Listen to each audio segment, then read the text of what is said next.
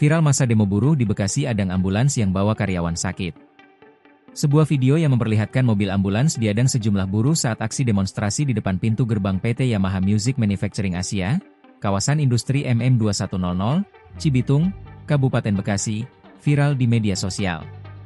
Dalam video yang diunggah akun Instagram Liputan Cikarang, tampak 5 buruh berseragam berwarna hitam merah mengadang laju ambulans yang keluar dari perusahaan.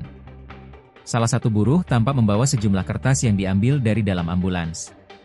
Kertas tersebut diduga merupakan surat rujukan dari klinik perusahaan ke rumah sakit terdekat. Dalam video tersebut, tampak Kapolsek Cikarang Barat AKP Tri Baskoro Bintang berusaha bernegosiasi sekaligus menenangkan para buruh yang mengadang ambulans.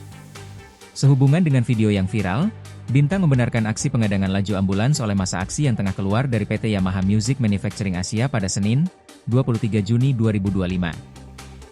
Ia mengungkapkan bahwa ambulans tersebut tengah membawa seorang karyawan yang hendak dirujuk dari klinik perusahaan menuju rumah sakit terdekat.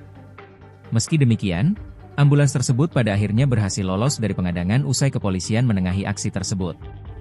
Itu cuma cekcok saja, enggak lama akhirnya dibawa ke rumah sakit, imbuh dia.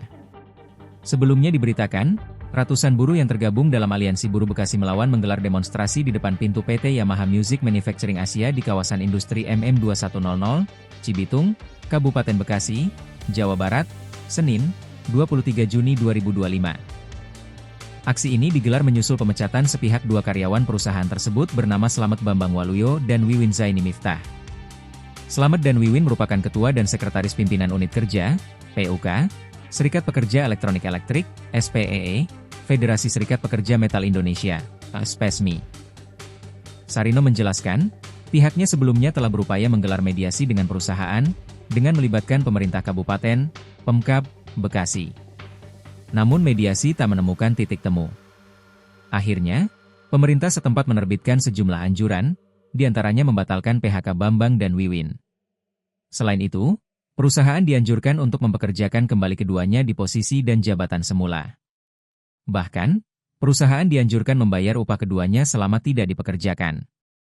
Sarino dan buruh lainnya memastikan akan terus menggelar demonstrasi hingga tuntutan untuk kedua rekannya dipenuhi perusahaan.